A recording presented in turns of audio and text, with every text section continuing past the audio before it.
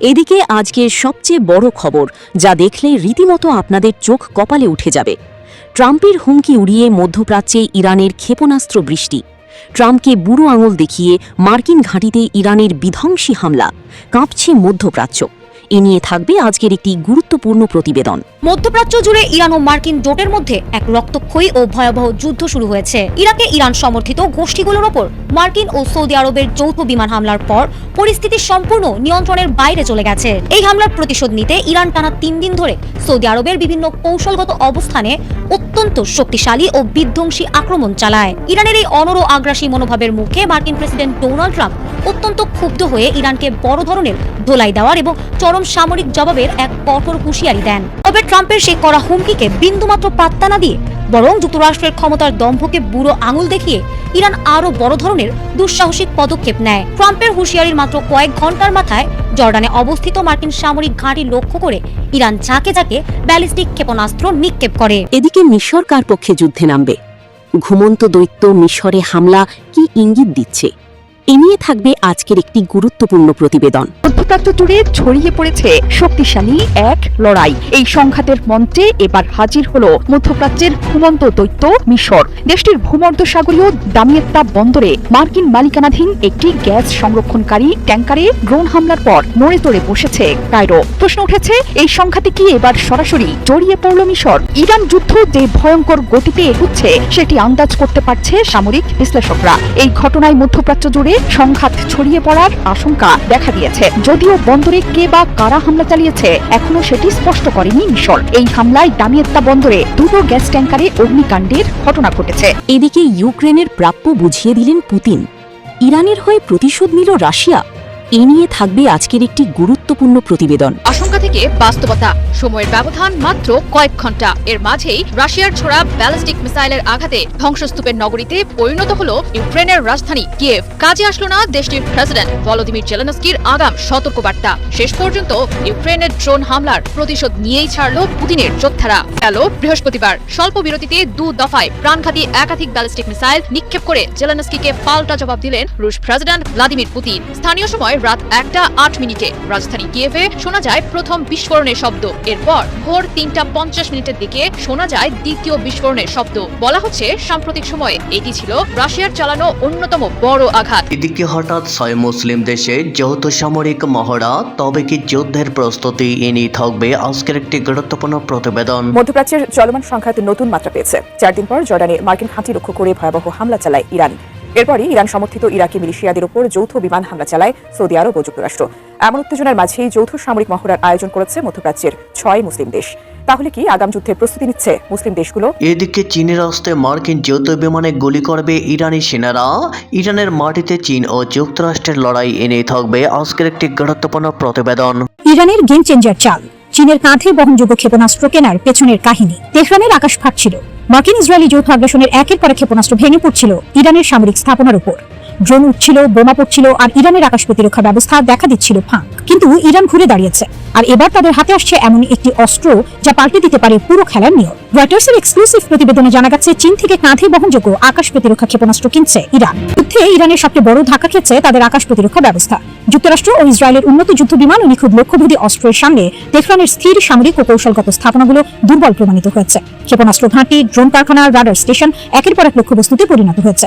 এদিকে নতুন যুদ্ধের কেন্দ্রবিন্দু ভূমধ্যসাগর। ইরানের বন্দুক চালে খেলা শেষ সৌদির। এনে থাকবে আজকের একটি গুরুত্বপূর্ণ প্রতিবেদন। যুদ্ধবিধ্বস্ত, বিভক্ত আর অবরুদ্ধ, এই 3টি শব্দেই একসময় আটকে ছিল আরব উপদ্বীপের দক্ষিণ প্রান্তে অবস্থিত ইয়েমেনের পরিচয়। কয়েক বছর আগেও নিজেদের অস্তিত্ব টিকিয়ে রাখার জন্য প্রাণপণ লড়াই করছিল দেশটি। তবে এখন সময় বদলেছে অনেকটাই। বাবল মানদেব প্রণালীর তীরে দাঁড়িয়ে থাকা দেশটি নিজেদেরকে পরিণত করেছে মধ্যপ্রাচ্যের অন্যতম গুরুত্বপূর্ণ কৌশলগত শক্তির দেশ হিসেবে। মধ্যপ্রাচ্যে উত্থান হওয়া নতুন শক্তি হিসেবে নিজেদেরকে তুলে ধরেছে ইয়েমেন। ইরানের পৃষ্ঠপোষকতা পাওয়া দেশটির প্রতিরোধ যোদ্ধারা প্রমাণ করে দিয়েছে নিজেদের সক্ষমতার কথা। প্রতিবেশী সৌদি আরবে চালিয়েছে ধারাবাহিক হামলা, ভূপাতিত করেছে তুরস্কের নির্মিত অত্যাধুনিক বাইরাক্তার আকিঞ্চি ড্রোন, পরিকল্পনা করছে লোহিত সাগর পাড়ি দেওয়া জাহাজগুলোর ওপর টোল বসানোর। তবে কি মধ্যপ্রাচ্যে ইরানের পর দ্বিতীয় আঞ্চলিক শক্তি হিসেবে আবির্ভাব করতে যাচ্ছে ইয়েমেনের? এদিকে ওয়াশিংটনে গণহত্যাকারী নেতানিয়াহুকে তাড়া করে বেড়াচ্ছেন বিক্ষোভকারীরা। এনে থাকবে আজকের একটি গুরুত্বপূর্ণ প্রতিবেদন। দর্শক, ইরান দাবি করেছে জর্দানের আল আজরাক বিমান ঘাঁটিতে তারা হামলা চালিয়েছে এবং সেই হামলায় 3টি মার্কিন F-35 যুদ্ধ বিমান ধ্বংস হয়েছে এবং 3টি মারাত্মকভাবে ক্ষতিগ্রস্ত হয়েছে। ওই হামলায় কয়েকজন মার্কিন সেনা অফিসার এবং টেকনিক্যাল ও মেইনটেন্যান্স পার্সোনেল অর্থাৎ বিমান রক্ষণাবেক্ষণকারী লোকজন নিহত হয়েছে, বেশ কয়েকজন। এর পাশে মার্কিন প্রেসিডেন্ট ডোনাল্ড ট্রাম্প ক্ষিপ্ত হয়ে হুমকি দিয়েছেন ইরানকে তারা গুড়িয়ে দেবেন। IRGC ঘোষণা দিয়েছে জর্দান থেকে মার্কিন সেনা চলে না যাওয়া পর্যন্ত লড়াই অব্যাহত থাকবে। এর পাশে পাকিস্তান জানিয়েছে যে তারা আমেরিকা এবং ইরানকে আবার সেই সমঝোতায় ফিরিয়ে আনার চেষ্টা করছে। ইসরায়েলি গণমাধ্যম টাইমস অফ ইসরায়েল বলছে কূটনৈতিক প্রক্রিয়া নাকি অনেকটা এগিয়েছে। তবে এর সাথে নতুন করে যুক্ত হচ্ছে আরেকটি খবর, সেটি হচ্ছে ইরানের পক্ষে গুপ্তচর বৃত্তি বা গোয়েন্দা বৃত্তি করার জন্য ইসরায়েলের আরো একজন নাগরিককে আটক করা হয়েছে। গাজায় গণহত্যা চালিয়েছে নরেন্দ্র মোদীর ভারত। শুনতে অবাক লাগলেও আক্ষরিক অর্থে এটাই সত্যি। দর্শক, ফিলিস্তিনি ভূখণ্ড গাজায় গণহত্যা চলাকালে ভারত রাষ্ট্রায়ত্ত বেসরকারি বিভিন্ন প্রতিষ্ঠানের মাধ্যমে ইসরায়েলে অন্তত 2596টি চালানে কয়েক লাখ অস্ত্র, গোলাবারুদ ও সামরিক সরঞ্জাম পাঠিয়েছে। মানবাধিকার সংস্থা অ্যামনেস্টি ইন্টারন্যাশনালের নতুন এক প্রতিবেদনে এই তথ্য প্রকাশিত হয়। লন্ডন থেকে প্রকাশিত মধ্যপ্রাচ্য কেন্দ্রিক সংবাদ মাধ্যম মিডল ইস্ট আইয়ের প্রতিবেদনে বেরিয়ে এসেছে ঢোলের এই বিড়াল। মধ্যপ্রাচ্য জুড়ে ইরান ও মার্কিন জোটের মধ্যে এক রক্তক্ষয়ী ও ভয়াবহ যুদ্ধ শুরু হয়েছে। ইরাকে ইরান সমর্থিত গোষ্ঠীগুলোর ওপর মার্কিন ও সৌদি আরবের যৌথ বিমান হামলার পর পরিস্থিতি সম্পূর্ণ নিয়ন্ত্রণের বাইরে চলে গেছে। এই হামলার প্রতিশোধ নিতে ইরান টানা 3 দিন ধরে সৌদি আরবের বিভিন্ন কৌশলগত অবস্থানে অত্যন্ত শক্তিশালী ও বিধ্বংসী আক্রমণ চালায়। ইরানের এই অনড় আগ্রাসী মনোভাবের মুখে মার্কিন প্রেসিডেন্ট ডোনাল্ড ট্রাম্প অত্যন্ত ক্ষুব্ধ হয়ে ইরানকে বড় ধরনের ধোলাই দেওয়ার এবং চরম সামরিক জবাবের এক কঠোর হুঁশিয়ারি দেন। তবে ট্রাম্পের সেই কড়া হুমকিকে বিন্দুমাত্র পাত্তা না দিয়ে বরং যুক্তরাষ্ট্রের ক্ষমতার দম্ভকে বুড়ো আঙুল দেখিয়ে ইরান আরো বড় ধরনের দুঃসাহসিক পদক্ষেপ নেয়। ট্রাম্পের হুঁশিয়ারির মাত্র কয়েক ঘন্টার মাথায় জর্ডানে অবস্থিত মার্কিন সামরিক ঘাঁটি লক্ষ্য করে ইরান ঝাঁকে ঝাঁকে ব্যালিস্টিক ক্ষেপণাস্ত্র নিক্ষেপ করে। এই হামলা ট্রাম্পের শক্তির অহংকারকে সরাসরি চ্যালেঞ্জ করেছে। জর্ডানের এই ঘটনার রেশ কাটতে না কাটতেই যুদ্ধের ফ্রন্ট আরো বিস্তৃত হয়ে ভূমধ্য সাগরীয় অঞ্চলে আছড়ে পড়ে। মিশরের কৌশলগত দামিয়েত্তা প্রাকৃতিক গ্যাস বন্দরে নোঙর করা যুক্তরাষ্ট্রের মালিকানাধীন গ্যাস সংরক্ষণ জাহাজ এনার্গোস উইন্টারে একটি আত্মঘাতী ড্রোন হামলা চালানো হয়। বিস্ফোরণের তীব্রতায় আগুন দ্রুত পাশে থাকা গ্রিসের একটি LNG ট্যাঙ্কারেও ছড়িয়ে পড়ে এবং পুরো বন্দর এলাকায় আতঙ্ক সৃষ্টি হয়। এই দ্বিমুখী ও ধারাবাহিক আঘাতের জবাবে মার্কিন সেন্ট্রাল কমান্ড অত্যন্ত ক্ষুব্ধ হয়ে ইরানের ইসলামী বিপ্লবী গার্ড বাহিনীর ওপর টানা 2 ঘন্টারও বেশি সময় ধরে তীব্র বিমান হামলা চালায়। মার্কিন যুদ্ধ বিমানগুলো হরমুজ প্রণালীর কৌশলগত উপকূলীয় স্থাপনা, সামরিক কমান্ডো সেন্টার এবং খুজেস্তান প্রদেশের প্রধান ক্ষেপণাস্ত্র ঘাঁটিগুলোকে লক্ষ্য করে এই ব্যাপক ধ্বংসযজ্ঞ চালায়। এই একের পর এক পাল্টাপাল্টি হামলায় পুরো মধ্যপ্রাচ্য এখন এক পূর্ণাঙ্গ ও দীর্ঘমেয়াদী আঞ্চলিক যুদ্ধের দ্বারপ্রান্তে দাঁড়িয়ে আছে। মধ্যপ্রাচ্য জুড়ে ছড়িয়ে পড়েছে শক্তিশালী এক লড়াই। এই সংঘাতের মঞ্চে এবার হাজির হলো মধ্যপ্রাচ্যের ঘুমন্ত দৈত্য মিশর। দেশটির ভূমধ্যসাগরীয় দামিয়েত্তা বন্দরে মার্কিন মালিকানাধীন একটি গ্যাস সংরক্ষণকারী ট্যাঙ্কারে ড্রোন হামলার পর নড়ে চড়ে বসেছে কায়রো। প্রশ্ন উঠেছে, এই সংঘাতে কি এবার সরাসরি জড়িয়ে পড়ল মিশর? ইরান যুদ্ধ যে ভয়ঙ্কর গতিতে এগুচ্ছে সেটি আন্দাজ করতে পারছে সামরিক বিশ্লেষকরা। এই ঘটনায় মধ্যপ্রাচ্য জুড়ে সংঘাত ছড়িয়ে পড়ার আশঙ্কা দেখা দিয়েছে। যদিও বন্দরে কে বা কারা হামলা চালিয়েছে এখনো সেটি স্পষ্ট করেনি মিশর। এই হামলায় দামিয়েত্তা বন্দরে 2টো গ্যাস ট্যাঙ্কারে অগ্নিকাণ্ডের ঘটনা ঘটেছে। জর্ডানে মার্কিন বাহিনীর উপর ইরানি মিসাইল হামলার পরপরই মিশরের ড্রোন বিস্ফোরণ। এর ঠিক আগ মুহূর্তে ইরাকে হামলা চালিয়েছে যুক্তরাষ্ট্র, সৌদি জোট। যদিও আশঙ্কা করা হচ্ছে মিশরে হামলে পড়েছে ইরানি ড্রোনের বহর। এই পরিস্থিতিতে ইরানের বিরুদ্ধে প্রতিশোধের হুঁশিয়ারি দিয়েছেন মার্কিন প্রেসিডেন্ট। ক্ষতিগ্রস্ত 2টো জাহাজের নাম এনার্গোস উইন্টার ও গ্যাস লর্ড সালেম। স্যাটেলাইট চিত্রেও ফুটে উঠেছে হামলার চিত্র। বর্তমান পরিস্থিতিতে ইরান যুদ্ধে যেভাবে উপসাগরীয় অঞ্চলের দেশগুলো জড়িয়ে পড়েছে তাতে মিশরেরও জড়িয়ে পড়ার শঙ্কা তৈরি হয়েছে। মিশর নিয়ে এমনিতেই ভয়ে ছিল ইসরায়েল। কায়রো এই সংঘাতে জড়িয়ে পড়লে সব দিকেই ছড়িয়ে পড়বে যুদ্ধের দাবানল। যদিও চলমান সংঘাতের জন্য আগে থেকেই প্রস্তুতি ছিল কায়রোর। সাম্প্রতিক সময়ে সেনাবাহিনীর আধুনিকায়নে বেশ মনোযোগী হয়ে উঠেছে মিশর। এ নিয়ে ইসরায়েল থেকেই প্রশ্ন উঠেছিল, এত সক্ষমতা বৃদ্ধির পেছনে মিশরের দীর্ঘমেয়াদী কৌশলগত লক্ষ্য কি হতে পারে?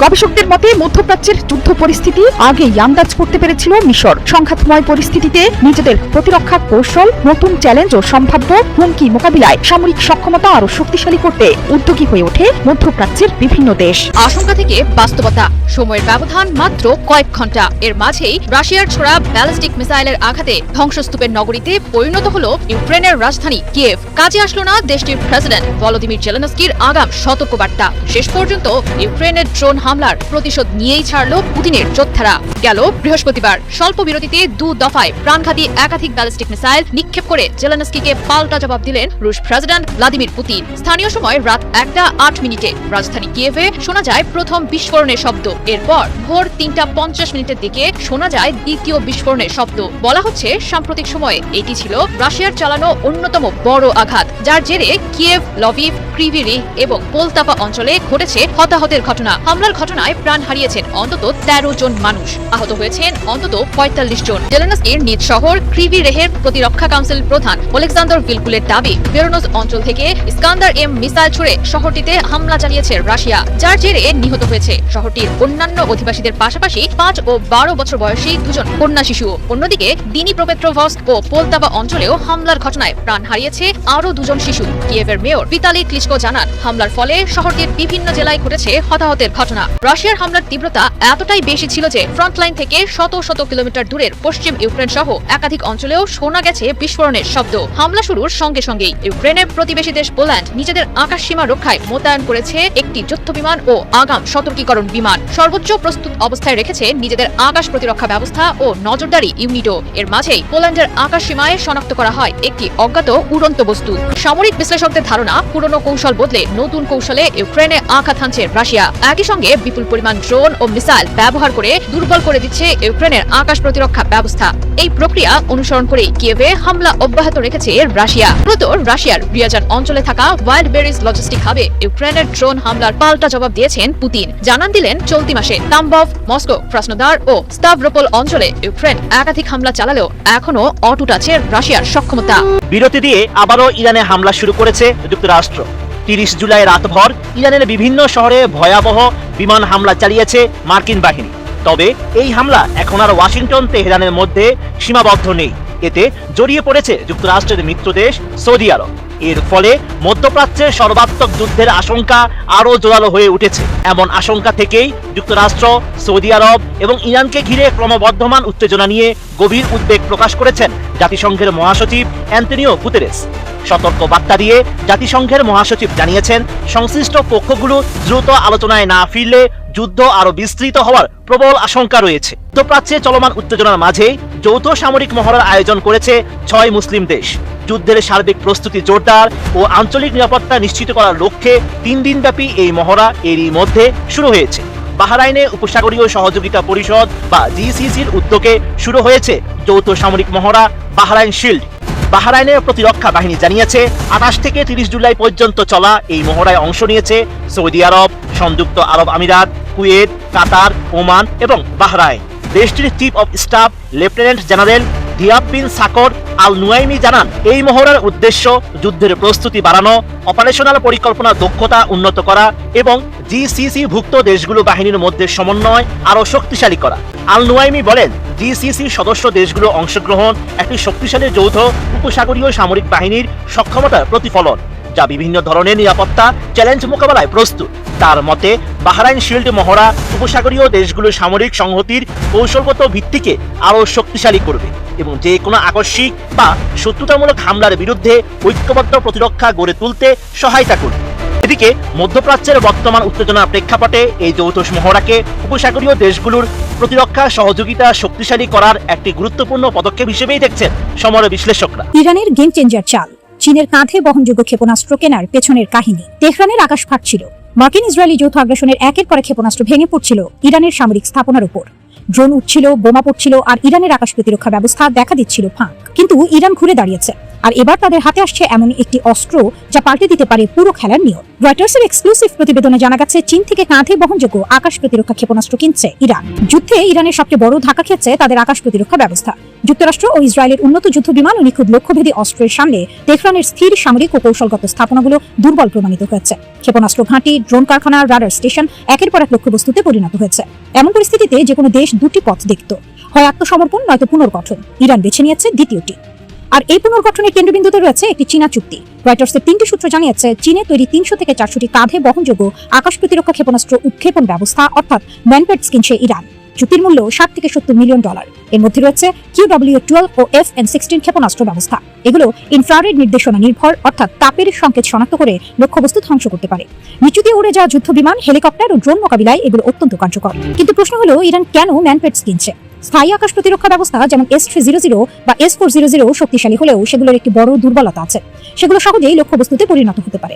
একবার শত্রু স্থাপনাগুলোর অবস্থান চিহ্নিত করে ফেললে সেগুলো ধ্বংস করা কঠিন নয়। কিন্তু ম্যানপ্যাডস ভিন্ন। এগুলো কাঁধে বহনযোগ্য, অল্প সংখ্যক সেনা দিয়ে পরিচালনা করা যায় এবং সবচেয়ে বড় কথা দ্রুত স্থানান্তর করা যায়। আজ এই পাহাড়ে, কাল ওই মরুভূমিতে। সামরিক ঘাঁটি, জ্বালানি অবকাঠামো বা গুরুত্বপূর্ণ স্থাপনার আশেপাশে এগুলো মুহূর্তের নোটিসে মোতায়েন করা সম্ভব। ফলে শত্রুর জন্য এগুলোকে খোঁজা ও ধ্বংস করা অনেক কঠিন। সূত্রগুলো জানিয়েছে এই চুক্তি সই হয়েছে হংকং ভিত্তিক প্রতিষ্ঠান ঝংকিং বাওশাং ইন্টারন্যাশনাল ইনভেস্টমেন্টের মাধ্যমে। তারা ইরান ও চীনের সরবরাহকারীর মধ্যে মধ্যস্থতাকারী হিসেবে কাজ করছে। কিন্তু চীনের পররাষ্ট্র মন্ত্রণালয় এই খবরকে পুরোপুরি ভিত্তিহীন বলে উড়িয়ে দিয়েছে। তাদের বক্তব্য, চীন সবসময় শান্তি প্রতিষ্ঠায় বিশ্বাসী। কিন্তু আমরা জানি আন্তর্জাতিক অস্ত্র বাণিজ্যে এমন অস্বীকার স্বাভাবিক। বিশেষ করে যখন চীন ও ইরানের মধ্যে 25 বছরের কৌশলগত চুক্তি রয়েছে, তখন এই ধরনের সামরিক সহযোগিতা অসম্ভব কিছু নয়। সূত্রগুলো জানিয়েছে প্রথম দফায় অস্ত্রগুলো পশ্চিম চীনের উরুমচি থেকে আকাশপথে পাঠানো হবে। এরপর সেগুলো পাকিস্তানের ভূখণ্ড হয়ে ইরানে পৌঁছাবে। যদিও পাকিস্তানের সামরিক বাহিনীর জনসংযোগ বিভাগ ISPR এই দাবিকে সম্পূর্ণ বানোয়াট ও মিথ্যা বলে অভিহিত করেছে। কিন্তু ভূ রাজনৈতিক কৌশলে এমন তৃতীয় পক্ষের ব্যবহার নতুন কিছু নয়। পাশাপাশি পশ্চিমা গোয়েন্দা সূত্রগুলো জানিয়েছে ইরান শুধু ম্যানপ্যাডসে নয়, স্থলপথে গোপনে সরবরাহের বিষয়টিও খতিয়ে দেখছে। কারণ আকাশপথে বা সমুদ্রপথে অস্ত্র পরিবহন সহজে ধরা পড়তে পারে, কিন্তু স্থলপথ, বিশেষ করে কেন্দ্রীয় এশিয়ার মরুভূমি ও পাহাড়ি এলাকা দিয়ে অনেক বেশি নিরাপদ ও গোপনীয়। গত 2 দশকে ইরান ক্ষেপণাস্ত্র, ড্রোন ও রাডার ব্যবস্থায় বিশাল বিনিয়োগ করেছে। তারা নিজেরাও অস্ত্র উৎপাদন করছে, কিন্তু দশকের পর দশক ধরে নিষেধাজ্ঞার কারণে তাদের উন্নত প্রযুক্তি পাওয়া কঠিন। তাই বিদেশি সরবরাহকারীদের উপর নির্ভরশীলতা কমাতে পারেনি। যুদ্ধবিধ্বস্ত, বিভক্ত আর অবরুদ্ধ এই 3টি শব্দেই একসময় আটকে ছিল আরব উপদ্বীপের দক্ষিণ প্রান্তে অবস্থিত ইয়েমেনের পরিচয়। কয়েক বছর আগেও নিজেদের অস্তিত্ব টিকিয়ে রাখার জন্য প্রাণপণ লড়াই করছিল দেশটি। তবে এখন সময় বদলেছে অনেকটাই। বাবল মানদেব প্রণালীর তীরে দাঁড়িয়ে থাকা দেশটি নিজেদেরকে পরিণত করেছে মধ্যপ্রাচ্যের অন্যতম গুরুত্বপূর্ণ কৌশলগত শক্তির দেশ হিসেবে। মধ্যপ্রাচ্যে উত্থান হওয়া নতুন শক্তি হিসেবে নিজেদেরকে তুলে ধরেছে ইয়েমেন। ইরানের পৃষ্ঠপোষকতা পাওয়া দেশটির প্রতিরোধ যোদ্ধারা প্রমাণ করে দিয়েছে নিজেদের সক্ষমতার কথা। প্রতিবেশী সৌদি আরবে চালিয়েছে ধারাবাহিক হামলা, ভূপাতিত করেছে তুরস্কের নির্মিত অত্যাধুনিক বাইরাক্তার আকিঞ্চি ড্রোন, পরিকল্পনা করছে লোহিত সাগর পাড়ি দেওয়া জাহাজগুলোর ওপর টোল বসানোর। তবে কি মধ্যপ্রাচ্যে ইরানের পর দ্বিতীয় আঞ্চলিক শক্তি হিসেবে আবির্ভাব করতে যাচ্ছে ইয়েমেনের? বিশ্লেষকদের মতে নিজেদের সক্ষমতা প্রমাণের লড়াইয়ে কৌশল বদলাচ্ছে ইয়েমেনের প্রতিরোধ যোদ্ধারা। চেষ্টা করছে নিজেদের সামরিক হামলার বাধা ধরা গণ্ডি থেকে বের হয়ে আসার, যার অংশ হিসেবে আঘাত হানছে প্রতিপক্ষের তেল স্থাপনায়, বৃদ্ধি করছে সৌদি আরবের আকাশে নিজেদের নজরদারি সক্ষমতা, জোরদার করতে চাইছে আন্তর্জাতিক সমুদ্রপথে নিজেদের জোরালো উপস্থিতি। বিভিন্ন আঞ্চলিক সূত্রের বরাত দিয়ে সম্প্রতি উদীয়মান আঞ্চলিক শক্তির তকমা পাওয়া ইয়েমেনের পরবর্তী পদক্ষেপ নিয়ে প্রতিবেদন প্রকাশ করেছে আন্তর্জাতিক বার্তা সংস্থা রয়টার্স। বলছে লোহিত সাগরের দক্ষিণাঞ্চল দিয়ে চলাচলকারী বাণিজ্যিক জাহাজগুলোর ওপর টোল আরোপের ছক কষছে ইয়েমেনের শিয়া অধ্যুষিত বিদ্রোহী যোদ্ধারা। ইতোমধ্যেই মিত্র ইরানের সঙ্গে বাবেল মানদেব প্রণালী দিয়ে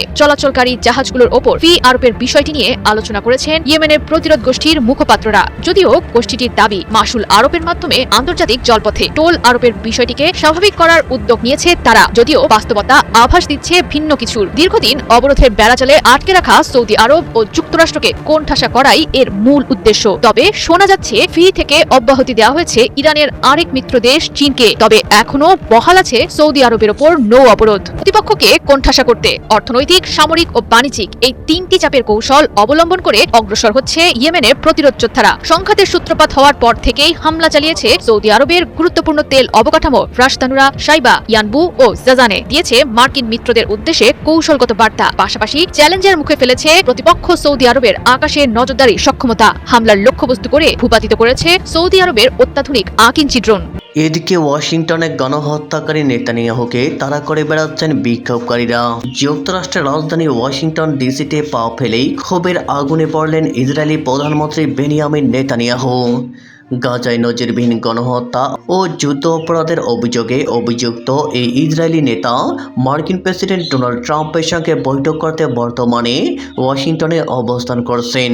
তবে সফরের শুরু থেকেই তার পিছু ছাড়ছে না হাজার হাজার ক্ষুব্ধ বিক্ষোভকারী।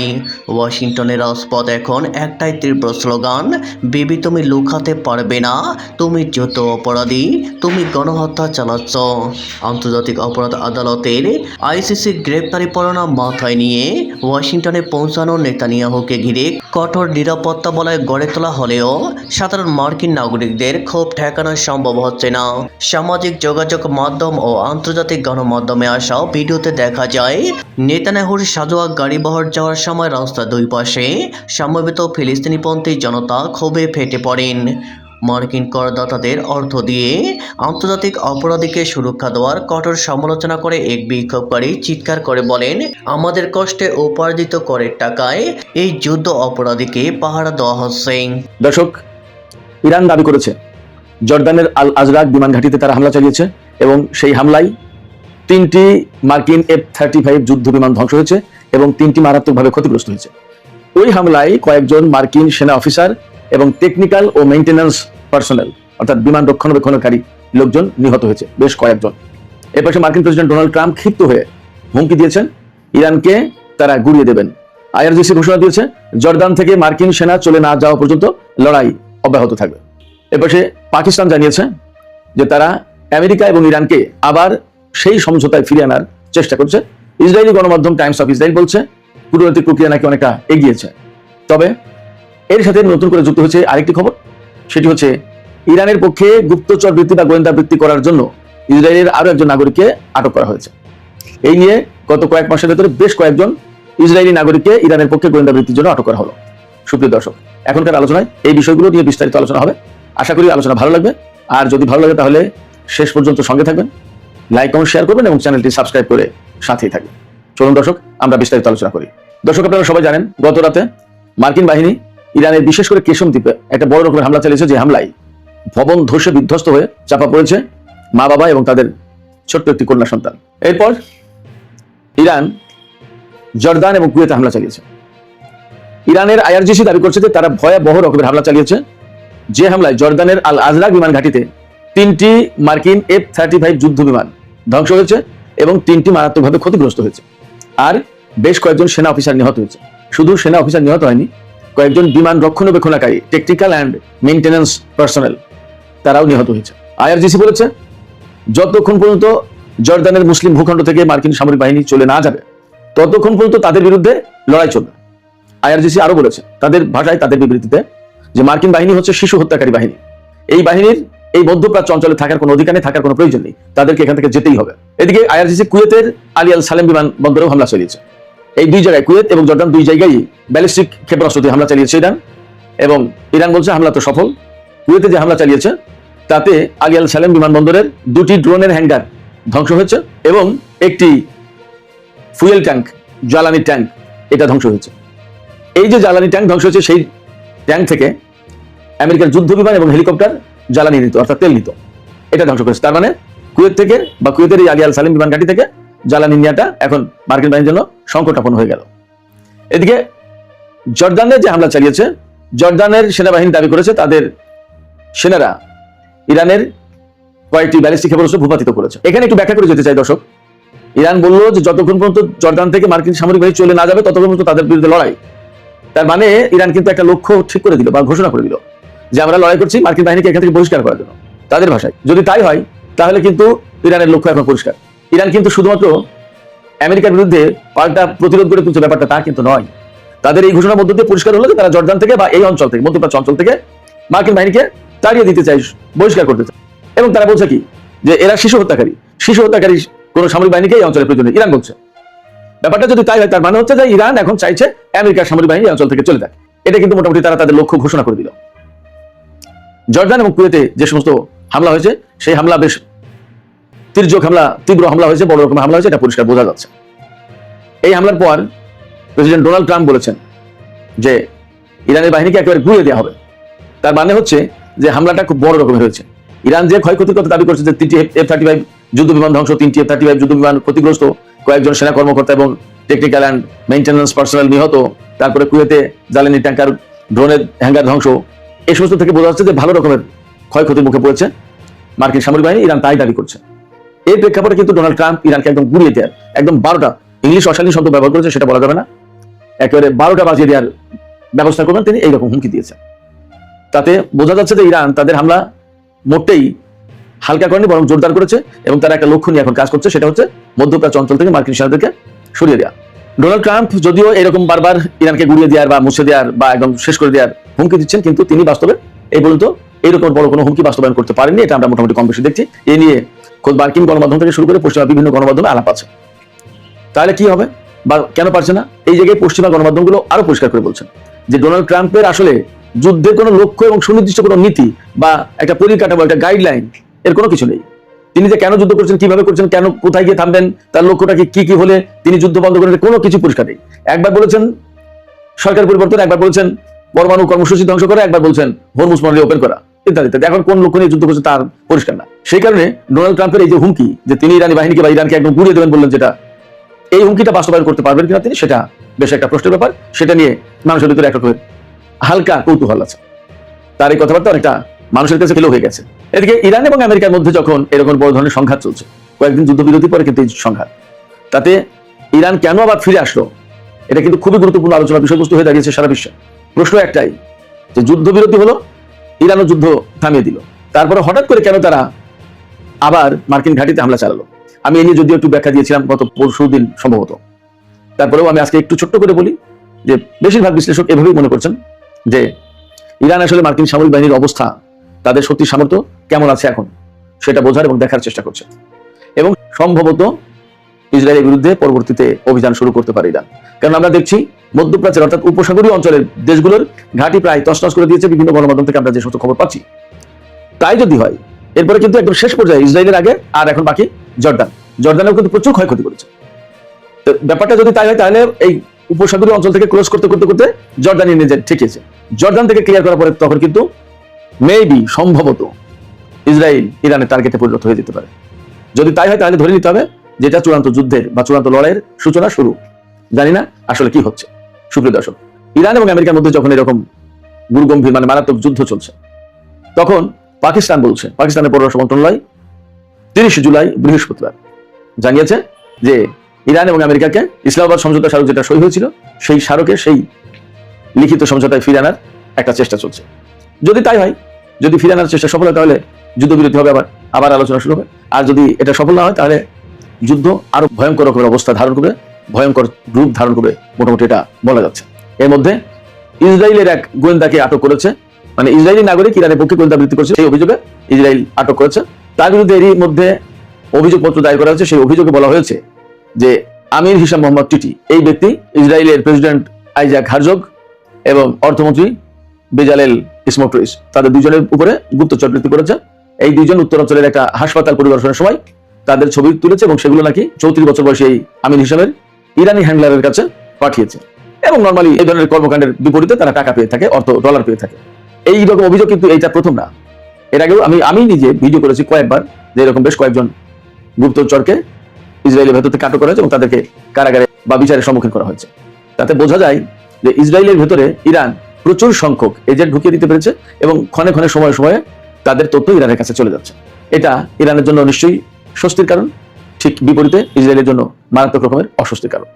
সুপ্রিয় দর্শক, এখনকার আলোচনা এখানে শেষ করতে চাই। আলোচনা শেষের আগে আপনাদের কাছে জানতে চাই আপনাদের মত কি।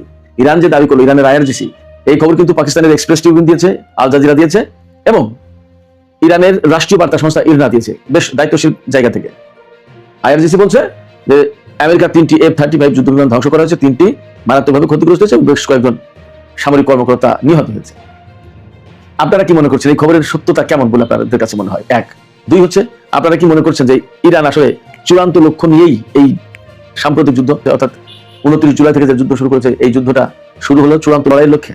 গাজায় গণহত্যা চালিয়েছে নরেন্দ্র মোদীর ভারত। শুনতে অবাক লাগলেও আক্ষরিক অর্থে এটাই সত্যি। দর্শক, ফিলিস্তিনি ভূখণ্ড গাজায় গণহত্যা চলাকালে ভারত রাষ্ট্রায়ত্ত বেসরকারি বিভিন্ন প্রতিষ্ঠানের মাধ্যমে ইসরায়েলে অন্তত 2596টি চালানে কয়েক লাখ অস্ত্র, গোলাবারুদ ও সামরিক সরঞ্জাম পাঠিয়েছে। মানবাধিকার সংস্থা অ্যামনেস্টি ইন্টারন্যাশনালের নতুন এক প্রতিবেদনে এই তথ্য প্রকাশিত হয়। লন্ডন থেকে প্রকাশিত মধ্যপ্রাচ্য কেন্দ্রিক সংবাদ মাধ্যম মিডল ইস্ট আইয়ের প্রতিবেদনে বেরিয়ে এসেছে থলের এই বিড়াল। বৃহস্পতিবার প্রকাশিত made in India, the supply of weapons and ammunition two Israel শীর্ষক এই প্রতিবেদনে বলা হয়েছে, তাদের এই অনুসন্ধানের তথ্যগুলো একটি রক্ষণশীল পদ্ধতি অনুসরণ করে বের করা হয়েছে। ফলে ইসরায়েলের সামরিক সরবরাহ শৃঙ্খলে ভারতের প্রকৃত অবদানের পুরো চিত্র এতে না উঠে আসতে পারে এবং মূল পরিমাণ এর চেয়ে অনেক বেশি হতে পারে। অ্যামনেস্টি ইন্টারন্যাশনাল প্রকাশিত তথ্য অনুসারে 2023 সালের 7 অক্টোবর থেকে 2025 সালের 30 নভেম্বর পর্যন্ত পাঠানো এসব চালানের মধ্যে ছিল মেশিন গানের বিভিন্ন যন্ত্রাংশ, ইসরায়েলি রাষ্ট্র পরিচালিত সমরাষ্ট্র প্রতিষ্ঠান এলবিট সিস্টেমসকে সরবরাহ করা 155 মিলিমিটারের উচ্চ ক্ষমতা সম্পন্ন বিস্ফোরক কামানের গোলা, খান ইউনিসের ধ্বংসস্তূপ থেকে উদ্ধার হওয়া স্কাই স্ট্রাইকার কামিকাজে ড্রোনের বিস্ফোরক ওয়ারহেড এবং ইসরায়েলি সামরিক বাহিনীর মূল সরবরাহকারীদের জন্য তৈরি সাঁজোয়া জানির যন্ত্রাংশ। অ্যামনেস্টি জানিয়েছে ভারতের এসব চালানে ছিল 5,64,970টি বিস্ফোরক অস্ত্রের যন্ত্রাংশ, যার মধ্যে ড্রোনের ওয়ারহেড ও কামানের গোলার খোলস রয়েছে। সামরিক মানের অস্ত্রের জন্য 3,90,516টি ছোট অস্ত্রের যন্ত্রাংশ এবং ইসরায়েলি সশস্ত্র বাহিনীকে সরবরাহকারী বড় বড় ইসরায়েলি প্রতিষ্ঠানের জন্য পাঠানো 298টি সামরিক যানের উপাদান। দর্শক, 2023 সালের 7 অক্টোবর দক্ষিণ ইসরায়েলের ফিলিস্তিনি গোষ্ঠীর হামলার পর গাজা ইসরায়েলি সামরিক অভিযান শুরু হয়। 2026 সালের 29 জুলাই পর্যন্ত এই অভিযান অন্তত 2,47,387 জন ফিলিস্তিনি নিহত বা আহত হয়েছেন। 2023 সালের অক্টোবরের পর থেকে নয়াদিল্লি ইসরায়েলকে যুদ্ধ বিমান, বোমা ও অস্ত্রের যন্ত্রাংশ সরবরাহ করে আসছে বলে যেসব অভিযোগ উঠছিল, অ্যামনেস্টি ইন্টারন্যাশনালের এই প্রতিবেদনটি তারই ধারাবাহিকতা। 2026 সালের মে মাসে ফিলিস্তিনিপন্থী বয়কট, ডাইভেস্টমেন্ট অ্যান্ড স্যাংশন আন্দোলন এবং নো হারবার ফর জেনোসাইড জোট সতর্ক করে জানিয়েছিল যে ভারত থেকে ইসরায়েলের সামরিক সরঞ্জামের এক বিশাল স্রোত যাচ্ছে। সেই সময় নো হারবার ফর জেনোসাইডের এক মুখপাত্র মিডল ইস্ট আইকে বলেছিলেন, ইসরায়েলের বিশাল নিজস্ব উৎপাদন সক্ষমতা রয়েছে, তবে তারা নির্দিষ্ট কিছু উপাদানের জন্য অন্যের উপর নির্ভর করে। একইভাবে ইসরায়েল ট্যাক্স অথরিটির আমদানি সংক্রান্ত তথ্যের উপর ভিত্তি করে আল জাজিরার এক অনুসন্ধানে দেখা গেছে 2023 সালের অক্টোবর থেকে 2025 সালের অক্টোবরের মধ্যে ইসরায়েলের সামরিক সংক্রান্ত পণ্য রপ্তানিতে ভারত ছিল দ্বিতীয় বৃহত্তম দেশ। আল জাজিরা উল্লেখ করেছে, এই তথ্যগুলি ইসরায়েলে পাঠানো মোট অস্ত্র স্থানান্তরের একটি আংশিক চিত্র মাত্র এবং গাজা এসবের চূড়ান্ত ব্যবহার নিশ্চিত করে না। অ্যামনেস্টি জানিয়েছে, এমন সতর্ক পদ্ধতির কারণে তাদের এই হিসাবটি ভারতের প্রকৃত সামরিক সহায়তার চেয়েও কম হতে পারে। তবে এই তথ্য প্রমাণ করে যে ইসরায়েলি সামরিক সহায়তা সরবরাহে রাষ্ট্রায়ত্ত প্রতিষ্ঠান সহ ভারতের একাধিক কোম্পানি সরাসরি জড়িত ছিল। প্রতিবেদনে বলা হয়, সংস্থাটি ভারতের 9টি কোম্পানি এবং ভারত সরকারের কাছে চিঠি পাঠালেও প্রকাশের সময় পর্যন্ত কোনো জবাব পাওয়া যায়নি। দর্শক, ভারতের প্রধানমন্ত্রী নরেন্দ্র মোদী এবং ইসরায়েলের প্রধানমন্ত্রী বেনিয়ামিন নেতানিয়াহুর নেতৃত্বে গত এক দশকে দুই দেশের সম্পর্ক দ্রুত গতিতে এগিয়েছে। ভারত বর্তমানে ইসরায়েলি অস্ত্রের সবচেয়ে বড় ক্রেতা। ভারতের একাধিক কোম্পানির সঙ্গে যৌথ উদ্যোগের মাধ্যমে বেশ কয়েকটি ইসরায়েলি অস্ত্র প্রস্তুতকারক প্রতিষ্ঠান ভারতের নিজস্ব উৎপাদন কারখানা গড়ে তুলেছে। কূটনৈতিকভাবে ভারত সরকার ইসরায়েলের অন্যতম দৃঢ় সমর্থক হিসেবে অবস্থান নিয়েছে। আন্তর্জাতিক বিচার আদালতে দক্ষিণ আফ্রিকার তোলা গণহত্যা সংক্রান্ত মামলায় নয়াদিল্লি যোগ দিতে অস্বীকার করেছে এবং ইসরায়েলের উপর অস্ত্র নিষেধাজ্ঞা আরোপের দাবিও প্রত্যাখ্যান করেছে। শুরুতে যেমনটি বললাম, অভিযোগ উঠেছে গাজার সামরিক অভিযান চলাকালে ভারত থেকে হাজার হাজার চালানো অস্ত্র, গোলাবারুদ ও সামরিক সরঞ্জাম ইসরায়েলে পাঠানো হয়েছে। এই অভিযোগের ভিত্তিতে কেউ কেউ বলছেন, গাজায় গণহত্যা চালাতে ইসরায়েল ও ভারত ভাই ভাই।